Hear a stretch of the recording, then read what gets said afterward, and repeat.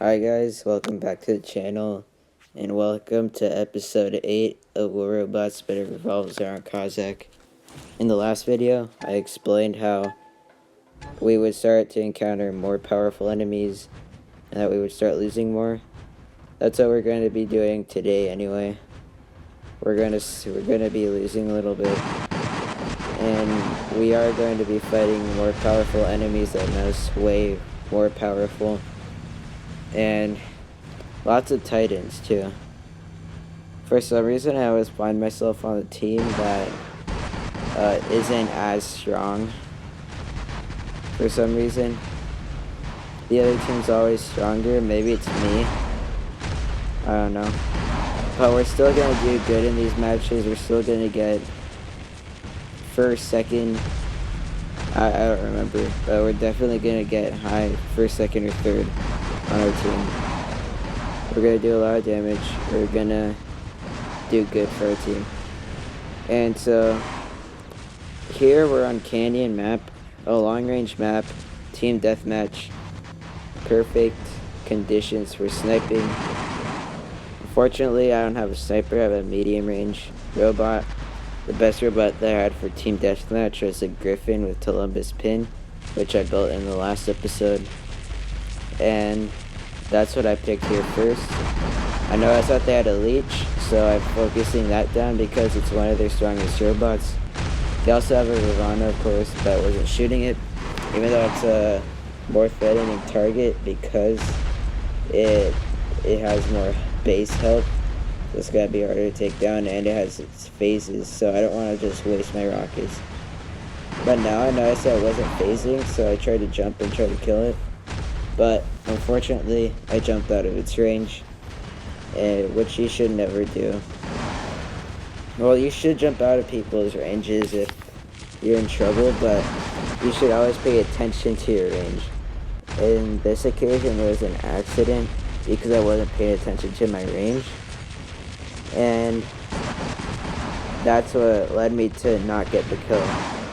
So always pay attention to your range and your opponent's range, their weapons that they have and your weapons, to see the ups and downs that you have, your advantages or disadvantages, if you can hit them or not, if they can hit you or not. That'll just help you overall to win your 1v1s, your 2v1s, your battles in general. But yeah, I jumped out of that Padding's range because I wanted to stay in my Griffin for as long as I could. Another example of paying attention to range, and I jumped out of it because I didn't want to get hit. And so now we're here. We're hitting people kind of hard. Obviously we're not doing that much damage because our Columbus and pins are factory issue. I haven't upgraded them. I haven't touched them at all. And that's because of the challenge robot that revolves around Cossack. The only robot that I could upgrade is Cossack, and the only weapon that I could upgrade is the weapon that I have mounted on my Cossack. And so I am running my Cossack in this video, in this battle too. Currently its weapons are level 7. It's Ivory Scourge is level 7, and I can't tell the difference from level 6, and I spent 6 million on it. It still does pretty good. I'm hoping that at level 8 I'll notice it changes and then it'll be better. My Cossack is level 9. It costs 5 million, so just to put that in perspective, from level 5 to level 6, or actually no, from level 6 to level 7, it costed me 6 million to upgrade the Scourge. And the Cossack cost 5 million from level 9 to 10. So that's how expensive the Scourge is to upgrade. And then in these lower leagues, I've already explained this in a few videos ago, it's hard to get silver, but we're doing the best we can. I missed my shot because I'm bad. And I'm just staying here at pretty long range. I'm okay with staying out here. But right now I'm starting to notice that they only have 2 players. And I do want to get Cossack gameplay for you guys. There's another lead show immediately shooting at that, making its life as miserable as possible. And yeah, right here I noticed that they only have 2 players left. So I'm jumping into my Cossack to get gameplay of that. I have a Fenrir, which is a very formidable enemy. More formidable than the Leech, but thankfully our Aojun friend is probably pretty leveled up and did a lot of damage to him and eventually killed him. And now we're jumping, scourging this guy down.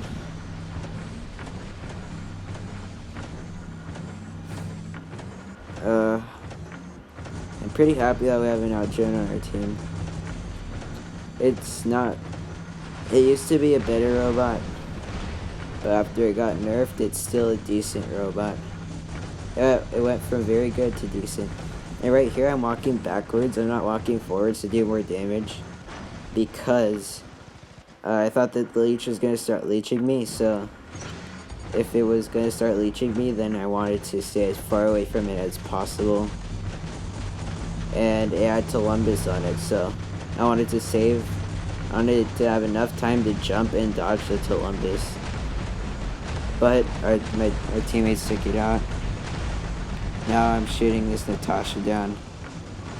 I jumped behind cover because the Titan started shooting at me. I don't want any of that. I don't want anything to do with that Titan shooting me.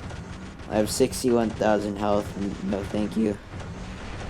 It does way too much damage. One bullet of that big cannon does like half my health.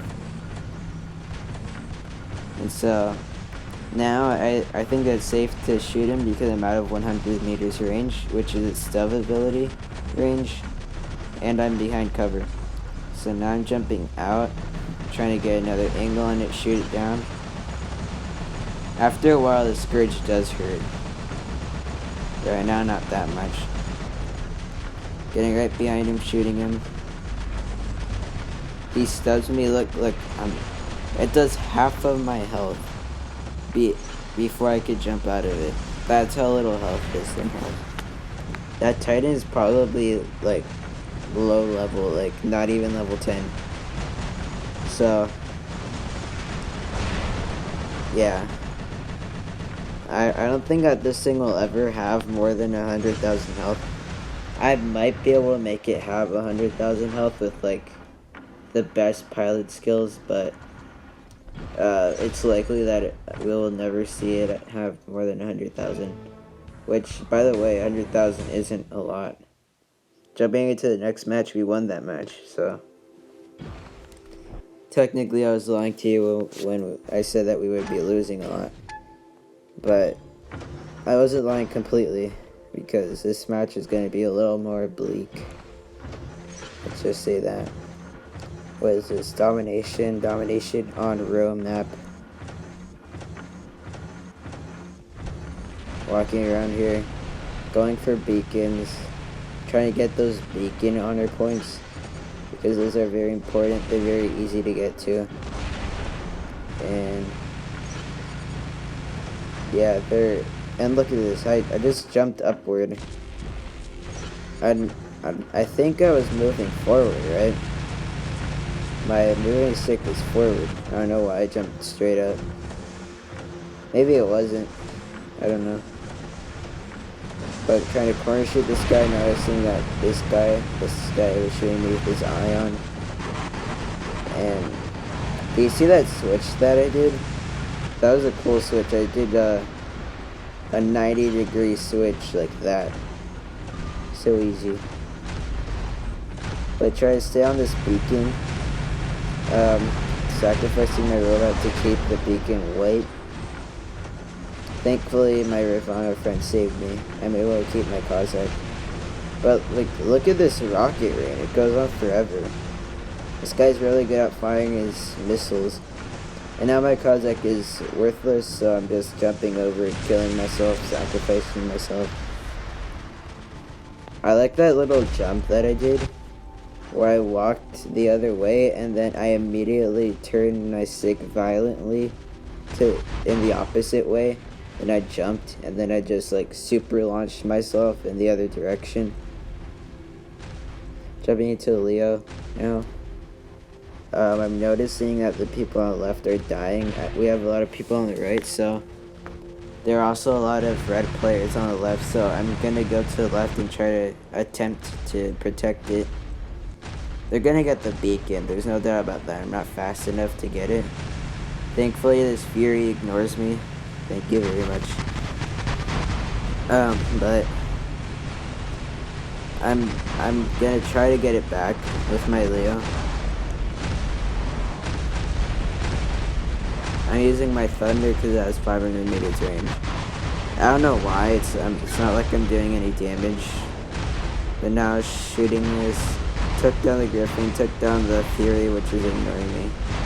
And now, I'm gonna get the beacon back, which is gonna be my 4th beacon of the game. I'm trying to walk in this Destria's range, but he's smart. He knows what my range is, like I was saying before.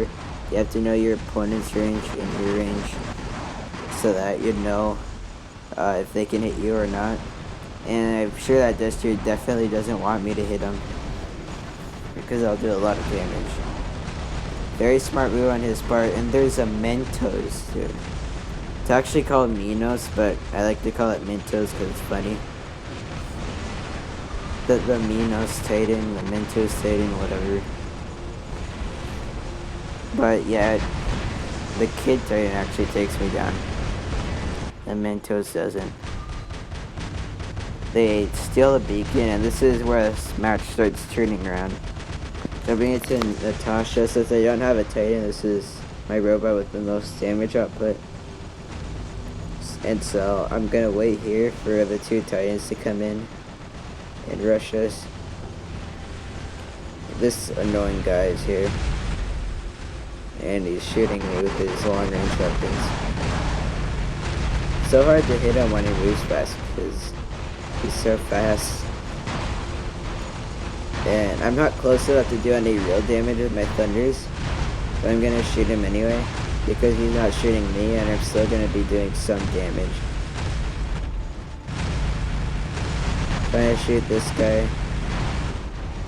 Not killing him. Corner shooting. Not really, I don't know why I was doing that.